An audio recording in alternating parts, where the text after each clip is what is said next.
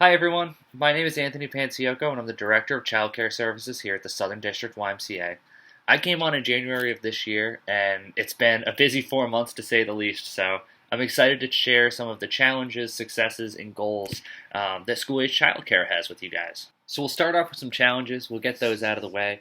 Our first being something that everyone has experienced to a certain extent, and it's the staffing shortage. We've only been able to open up 7 sites, which we're excited and grateful to be in, but we know we have the capacity for a lot more. The main barrier to that being finding qualified staff and site directors to open up those sites and staff them.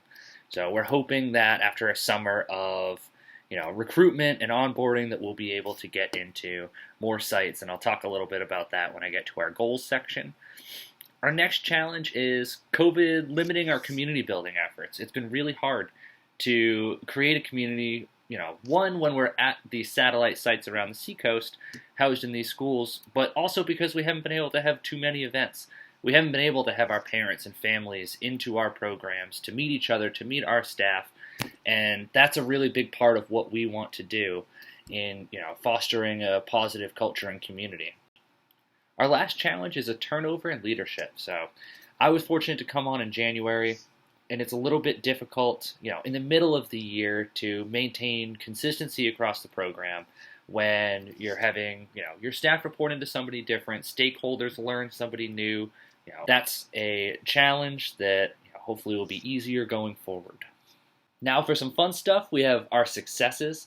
We weren't able to increase enrollment by over 40% in the last 3 months.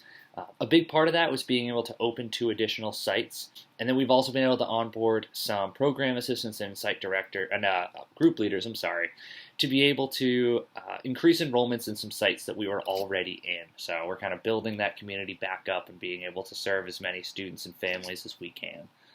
Another success, I'd say, is our staff were able to step up and fill multiple roles and learned a lot. I know that I definitely learned a lot from, jumping in and being in ratio or, acting as a group leader for the day. And I know that Melissa and Nicole also had some opportunities to, jump into different areas of the program that they might not have typically been involved in. And I think we're all a little better off for it. So even though it was difficult at the time, I'd say that was a pretty valuable learning experience.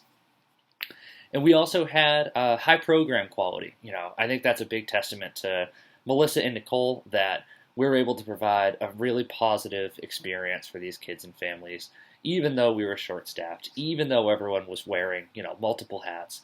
And so that's something that we have a good foundation in that we can build on. But that's, the most important piece is making sure that our kids are safe and they have a positive place to be before and after school. So that has still remained high regardless of our challenges. And I'll finish out with some of our goals for 2022. Our biggest one being to open up 10 sites and reach capacity in each of them. So, like I said, we're in 7 right now, and to be able to get into 3 more communities, reopen those before and after school programs, and provide kids a safe place to go would be really exciting. That would be awesome, and it's going to take a lot of work this summer, recruiting, finding qualified staff, training, onboarding. Another is to create a community around school-age childcare, make our staff and families feel a part of our organization. We do have kind of a spacing challenge where, like I said, we're all over the seacoast, and it would be great to be able to, have our families feel like they're a part of our community. We're not just a place that they drop their kids off. We're not just a place that they go, they eat a snack, they play some games, and they go home. We want to be something that parents are excited about, that kids are excited to go to, and they feel like, they're a part of. Another is to work with our marketing team to create recognizable, consistent branding.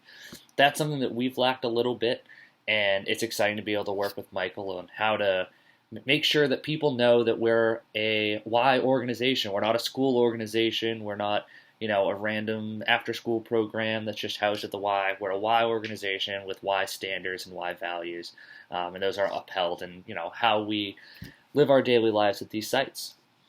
And finally, we'd like to create a positive, inclusive culture for everyone involved in our program. And a lot of that goes back to that inclusivity piece where, we want people to feel proud of the work they do. I know I'm proud to be a part of school-age childcare. I'm proud of the work that our program assistants, group leaders, site directors, Melissa and Nicole, I'm so proud of the work that everyone's doing at these sites, and I want to make sure that they feel that too, that they can go home at the end of the day and feel some pride that they made a difference and they did something that was positive with their day. So if you haven't met me, please come say hello to me if you see me walking around the office, and have a great rest of your night. Thanks, guys.